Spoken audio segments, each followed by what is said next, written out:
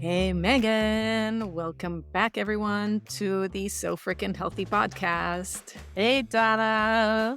If you're just joining us, listener, we are in the middle of our Diabetes Awareness Month series where we are breaking down pre-diabetes and type 2 diabetes. And today we are going to talk about one of the most important parts of managing these diseases, or the precursor to disease, and that is what you put in your mouth hole, otherwise known as your diet. Yes. And I'm super excited for this one because there is so much we can do with food to support our health.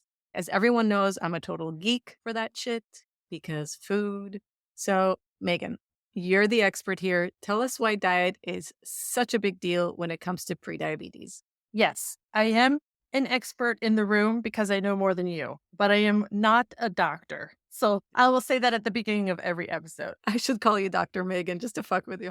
I'm also not a registered dietitian, a registered nutritionist, or a registered nurse, or a diabetes educator. None of those things. I just spent a lot of time in the diabetes industry, so I do know a lot, and I am passionate about it. So, to your question, why is diet such a big deal when it comes to prediabetes? Well, because this is one of the main things that affects your sugar levels.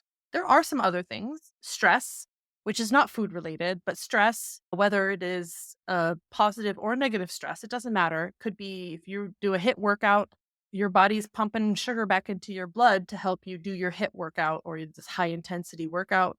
It's the same as if you get called into the manager's office and get scolded for fucking something up royally. That's also stress. And that's also your body putting more sugar back in your blood so you can get the fuck out of Dodge and run away from whatever it is that's stressing you. But food is the thing that you have the most control over, hopefully. I mean, there are people who do not have as much control over their diet, but for most people, you do have control what you put into your mouth, aka food.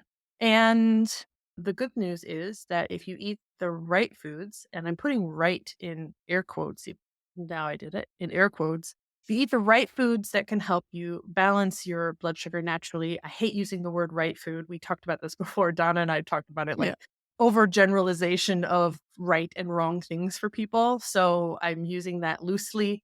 There are certain types of foods that will help you keep your energy and help you prevent prediabetes from turning into type 2 diabetes. And if you add more of those into your diet and take away other shit, then you're better for it. Great. So today we'll break down which foods can help keep blood sugar balanced and what to avoid.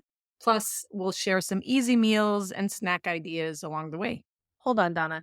I do need to preface this with saying that, Donna, you are a fucking amazing health coach and you help a lot of people with food. So I feel like I'm not the only expert here. I feel like this is an equally experted conversation, and maybe even you more so because you've actually coached more people than I have. So I do want to make sure to plug you there because you're awesome. Thank you. I know. Keep going. No, thank you, Megan. That is true. It is true. I do work with quite a few people who deal with diabetes or prediabetes. But as Megan mentioned, we're not doctors. We are just experts in being coaches. And I love nutrition. So I'll definitely plug in a few things here and there. But honestly, I just want to hear from you because I'm sitting back, relaxing and getting more education. So I'm really enjoying this. Good, good, good. Okay, so let's start with the basics. What is actually happening in our body when we eat something that affects our blood sugar? Okay. So that's good. And I really like the way you worded this question because not all food affects your blood sugar. So if you eat something that is pure protein or pure fat, your blood sugar is not going to rise. Do you, Donna, know why protein and fat don't affect your blood sugar? They don't have carbs? Yeah, exactly. Yeah. Oh my God, I was right. Now my glucose level went up just because you stressed me. Right. Okay. So her question was originally what's happening in our bodies when we eat something that affects our blood sugar. So things that affect your blood sugar are anything with carbs.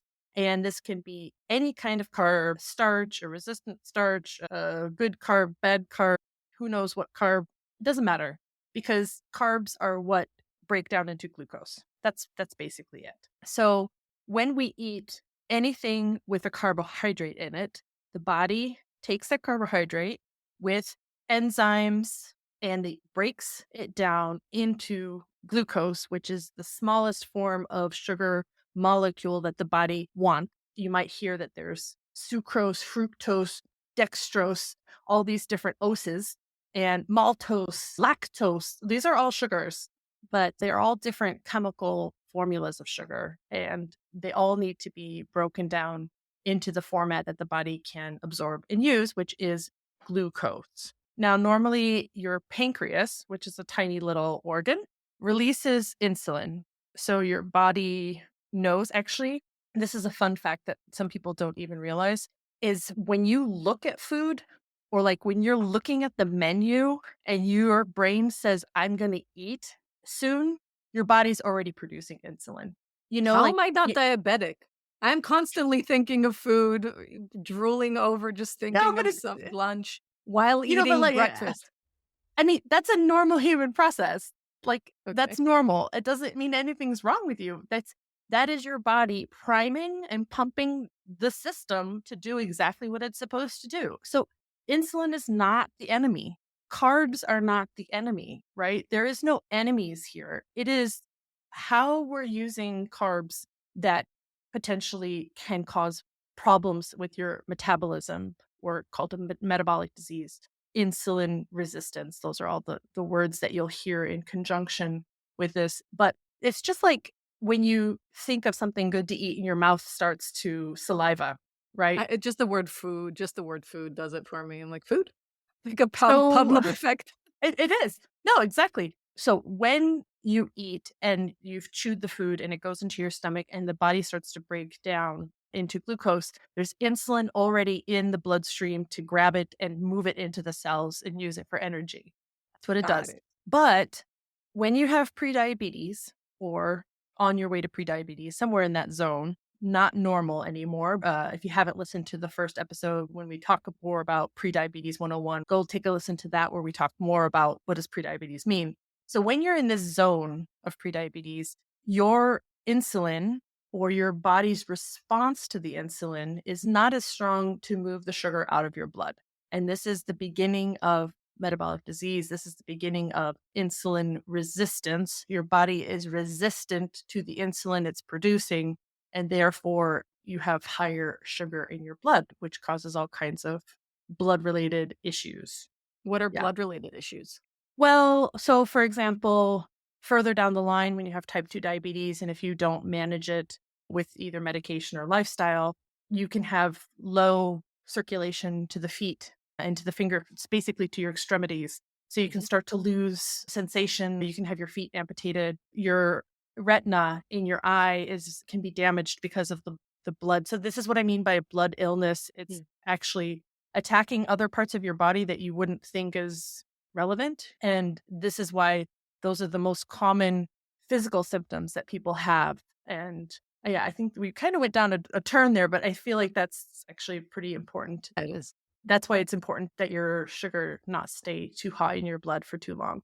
Right. No, that was super interesting, actually. I never actually knew why there was that risk of losing a limb. My dad, who has had diabetes for almost 40 years, if he would get wounded in his foot or something like that, that was like a month Hmm. in the hospital with antibiotics. And, it was just a complete shit show just because of a little cut on his foot that Hmm. he didn't even feel and got infected. Okay. So when blood sugar stays up too high over time, that's when issues actually start to creep in. Is that right? Right. Which is why the diagnosis of prediabetes is important, because the body's already exhibiting these signs that the blood sugar's too high for too long, but it's not to the point where it's causing major damage to your body. Again, that's inflammation, fatigue, damage to your blood vessels, to your nerves because of all the things I just said. So that's why the goal is to keep your blood sugar steady. So we want to see like a rolling, undulated hill. If you're looking at a graph of blood sugar over time, you don't want alpine peaks or roller coaster peaks of blood sugar. And the way we do that, as we're talking about the diet, is fiber rich foods, lean proteins, and healthy fats. All three of these things take the body longer to process and therefore keep your blood sugar. Even if you eat them with carbs. I feel like Mhm. that's the most important thing to note here. This does not mean you have to have a low carb diet. I think we're going to get into that in a minute. But when you eat those foods in conjunction with carbs or before carbs, then your body will react differently to the carbs because all these other things are slowing down your digestion. Okay, so this was super important. I want to highlight that because I think that's something that a lot of people are not really aware of. What Megan just mentioned was the order in which you eat the food that is on your plate plays a big role as well as what is on your plate. So if you're having your vegetables and your protein first, and then when you go for seconds, you add your pasta or rice or potatoes, whatever starch slash carb you decide to have it. If you do, that can Mhm. be on your seconds and you can still enjoy it. The glucose will not go up like a mountain peak because you had it first, but rather it's now being slowed down from all the fibers and the protein that you've just Right. enjoyed. Okay, Exactly. great. And Yeah. we're not saying no carb ever, but rather which carb, right? Yeah, which carbs and how you eat them. There's a lot of great evidence out there, anecdotal evidence from people on TikTok who show you their blood glucose because they have a CGM, a continuous glucose monitoring system. So you can go on TikTok and see all this anecdotal evidence of people eating a meal in one way and showing you their blood sugar curve and then eating the meal in a different order and then you can see their blood sugar curve. So you can go out and see a lot of those. There are also studies, obviously, that also highlight this, which is why it's become kind of a really great first way to begin to tackle the idea of lifestyle change because you don't actually have to change what you eat. You just change the order of which you eat it.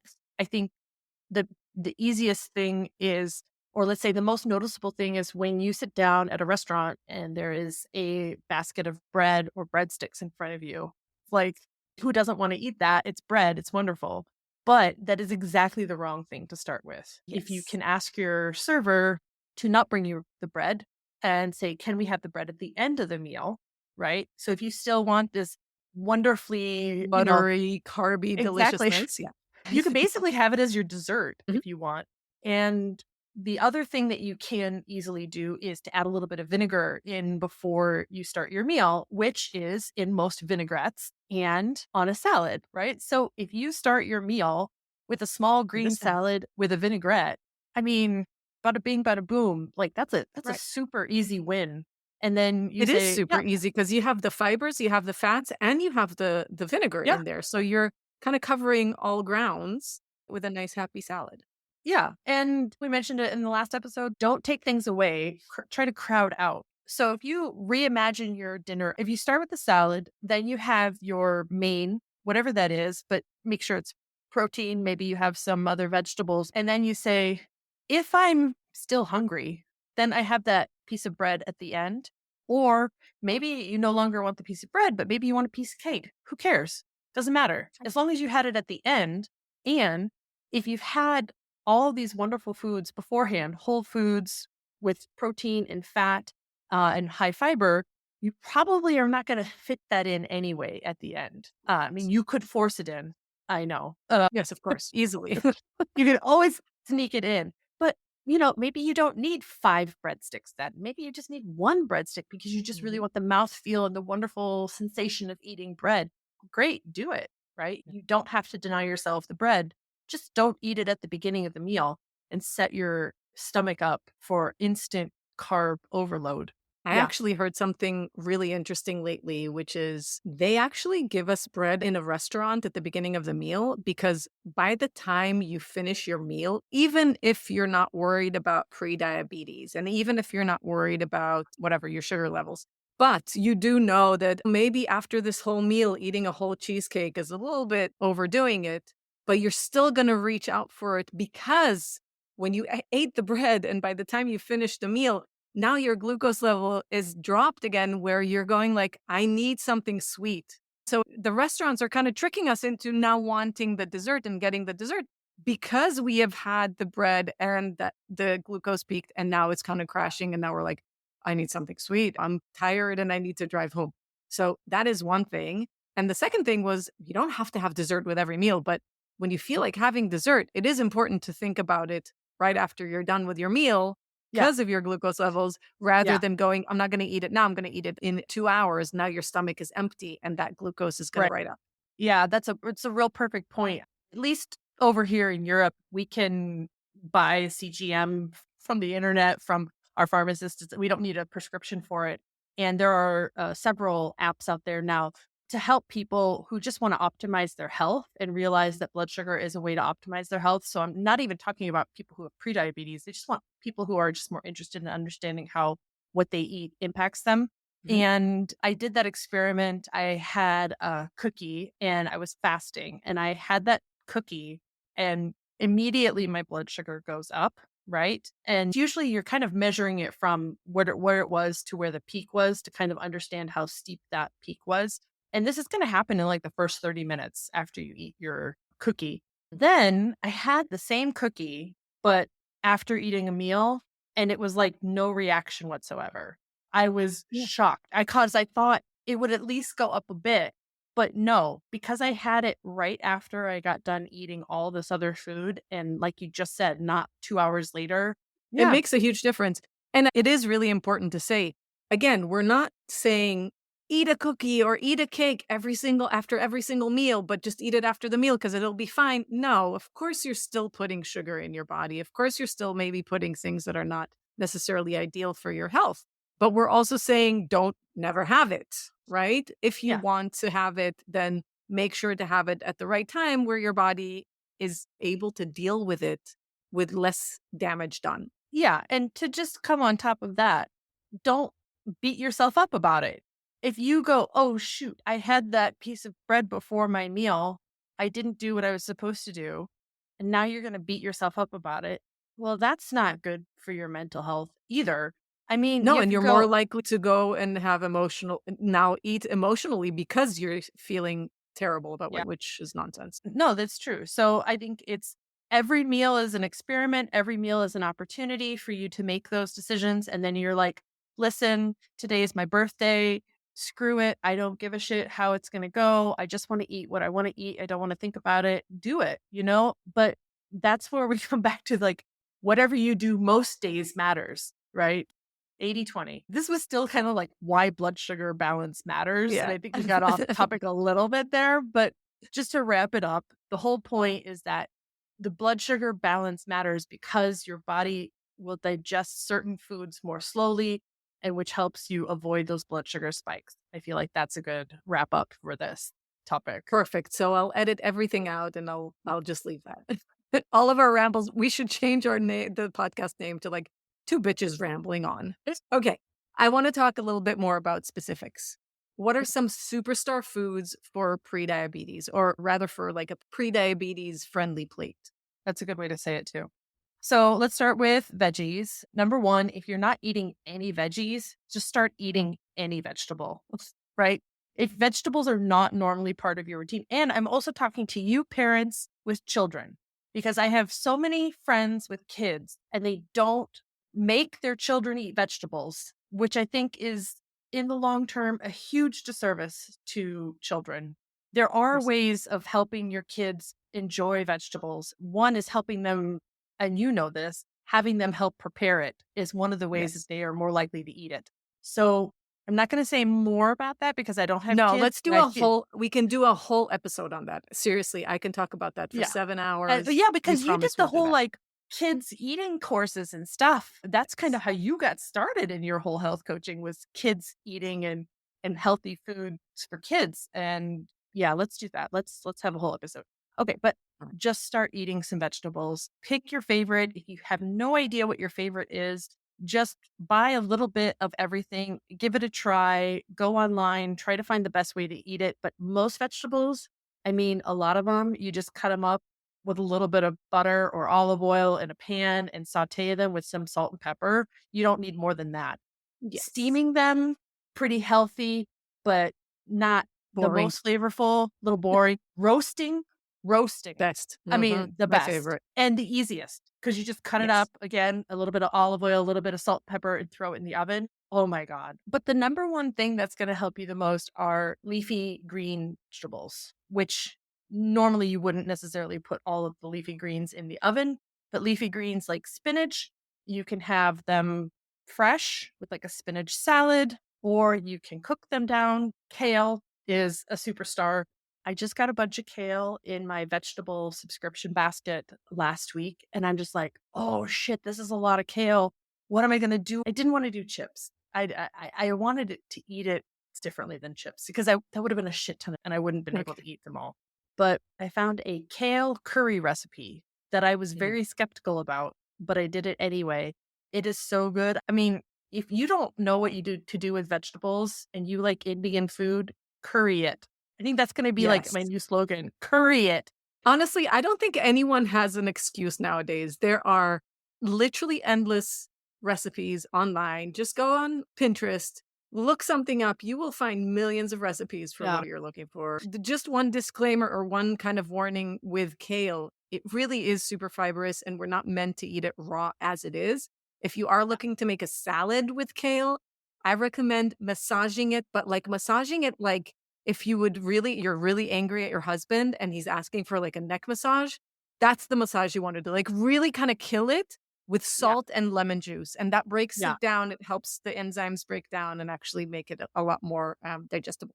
I did that with the kale even before I cooked it because even Okay. cooking it wasn't enough. So Yeah. I recommend massaging it regardless of what you're doing. So cruciferous vegetables like broccoli and cauliflower also super good. If you don't like it, think about putting it in like a soup format.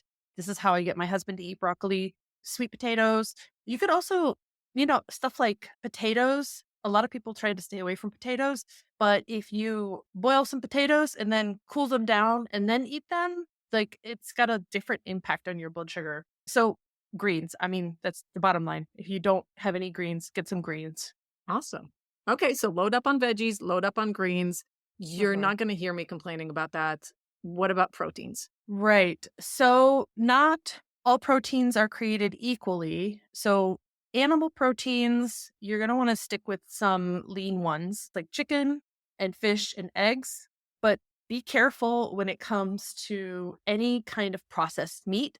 Most of them have some kind of glucose or corn syrup added to them, which is shocking. And I'm just like, all I want is a piece of sausage without glucose in it. Please, can I just It's near impossible to It is find, it's near unreal. impossible. So, like a whole chicken, usually they don't add any glucose to a chicken. Usually it's more pork and beef related products that they add glucose to. So, chicken is usually pretty safe.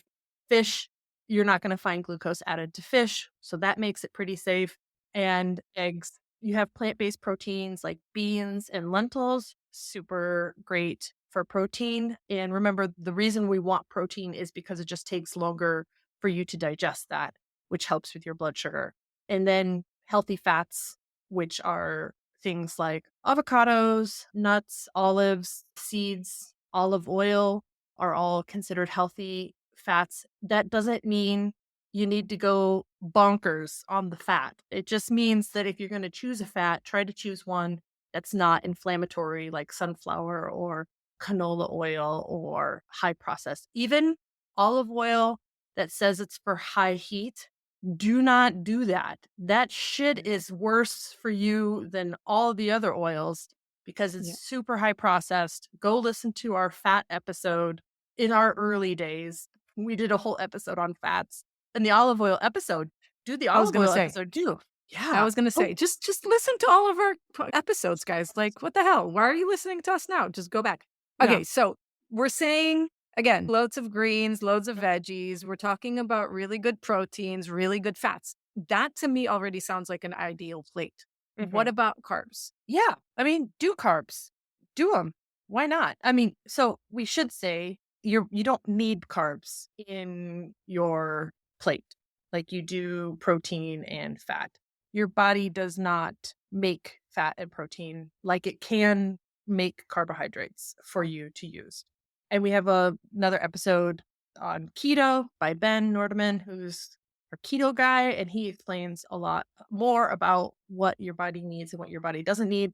But no, I mean, if you want to eat carbs, but eat the right kind the right kind again. in quotes, let's say, eat the kind of carbs that are going to do better for your body.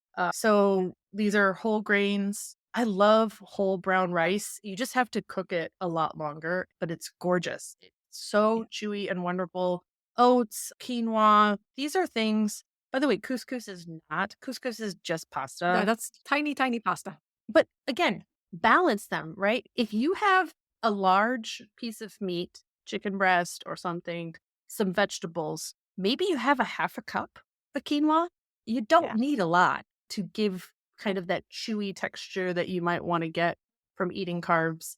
And try to make sure you focus on those complex carbs, which means, again, digesting slowly and they don't spike your blood sugar like refined carbs do, like a piece of white bread or a cookie or anything with sugar in it. Right. I mean, and it is important to say that lentils, legumes are also a carb, right? They're high in protein, but they are also a carb.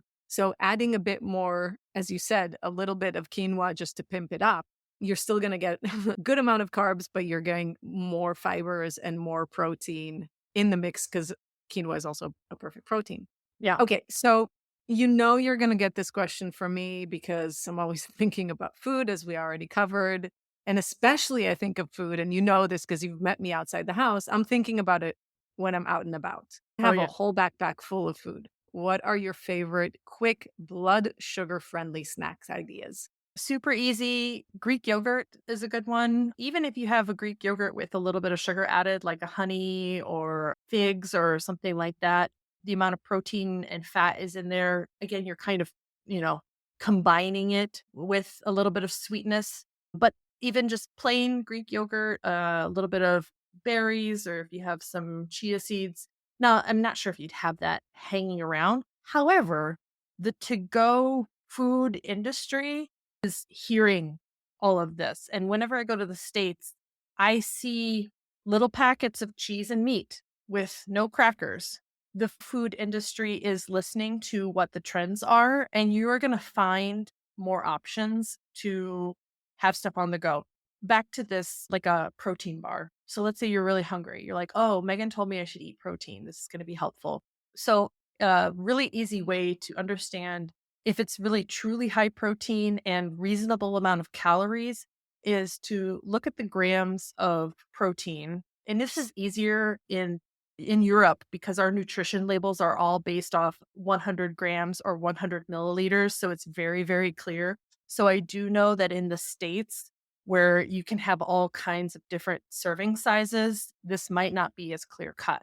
Effectively, if you take the grams of protein, so let's say it says, oh, this is 20 grams protein. Sounds like a lot of protein, which it is. But let's say that that bar is actually 350 calories for that 20 grams of protein. You add a zero at the end of the protein. And if the protein value is close to or higher than the calorie value, then you know that that snack is a reasonable amount of calories and also really actually high protein and not so many carbs. You'll see it very clearly on cottage cheese. So, cottage cheese is a great example of being high protein and low calorie. That's why a lot of people eat cottage cheese when they go on a diet because there is a lot of protein in it.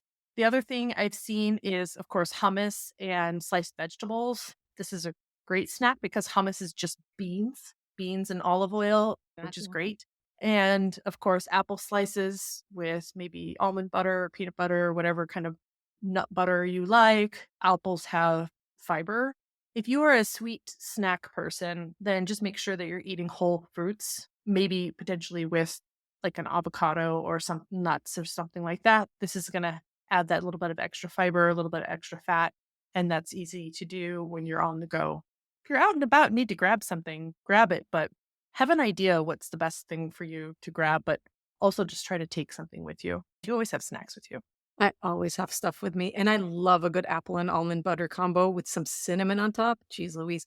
And honestly, don't get this Israeli started on hummus and veg. That shit runs through my veins, I'm pretty sure. Like tap out the hummus coming out of your Swear, I swear. They tried to take blood from me, because I'm a O negative, but they're like, "What the hell is this? It's super thick and it's brown." So, Megan, the time. It is time for our myth busting minute. okay. You ready? Yeah, I'm ready. This is one that I hear a lot. If I have prediabetes, I need to cut all carbs out. True or false? I mean, that's a big false because as soon as you cut all carbs out, you're doing some drastic changes and that are not going to be sustainable, period. Okay. You did not get into the situation by drastically changing your diet. Your diet probably got worse over time. You're not going to get out of the situation by drastically changing your diet. So I definitely don't think that cutting out all carbs is the way to go. There are people that do that. There are unicorns out there that have the willpower to just say, I'm going to be living keto lifestyle for the rest of my life because it works for me. Good, good for them. But even then, it's healthier to kind of get yourself into a point where you're having good carbs. And then if you still want to reduce them, you can go down further. Don't be afraid of carbs, but be mindful of which ones you choose and try new ones that you haven't tried yet that are better Hmm. for you. Experiment with different slower carbs like beans and lentils and things like that. So, carb lovers unite. We're happy.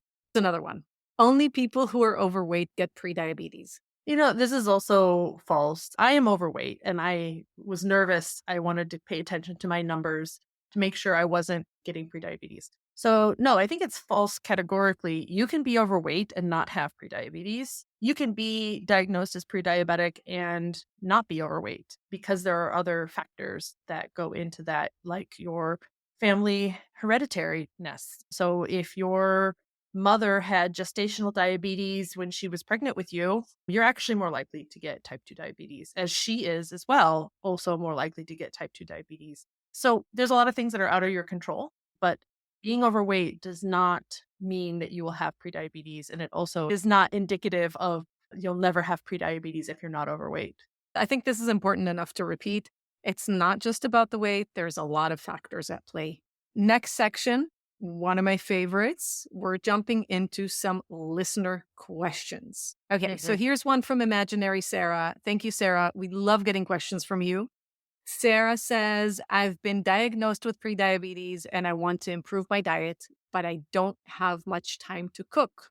Any advice? Yeah, I mean, if you eat out a lot of Indian food is quite healthy because they use a lot of beans and lentils in their dishes. And they also, a lot of the spices that they use, ginger, garlic, turmeric, these are all natural anti inflammatories that are also really healthy for you. If you don't cook at home and you eat out a lot, just try not to eat out with so many fried foods, things that are a little bit healthier. If you don't have time to cook because you're too busy or because you're not home very much, take a little bit extra time to think about where you could eat out that would support your pre-diabetic diet.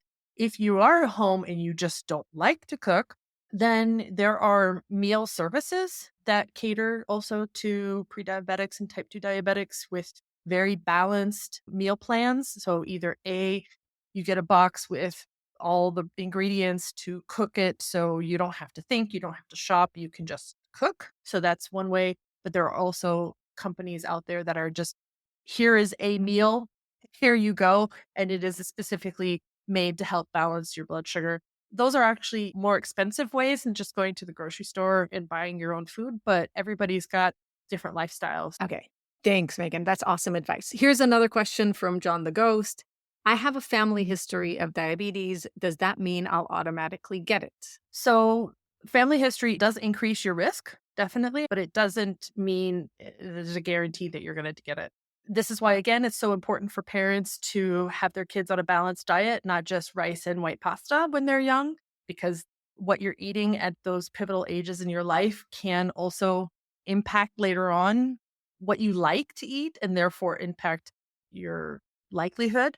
Hmm. You are not necessarily predestined, but if you have the same lifestyle, and unfortunately, if you are raised in a family where your parents have type 2 diabetes because of their lifestyle choices, that's how you were raised to eat. And so I Yep. think it's more about breaking your hereditary habits versus the hereditary genetics because you can outperform your genetics with environmental things.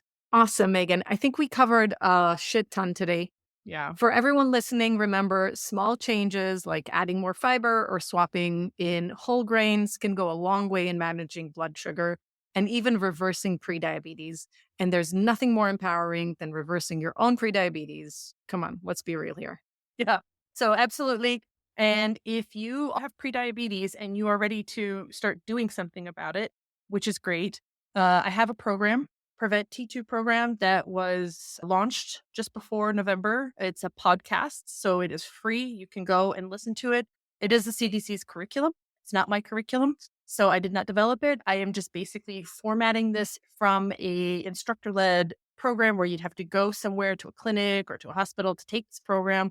It is now in a format where you can listen to it while you go for your walk after you have dinner. And that is all about lifestyle changes to help, specifically designed for people with prediabetes to help them prevent developing type 2 diabetes. So make sure you check that out. The podcast is called Prevent T2, and we'll have a link to that in the show notes as well.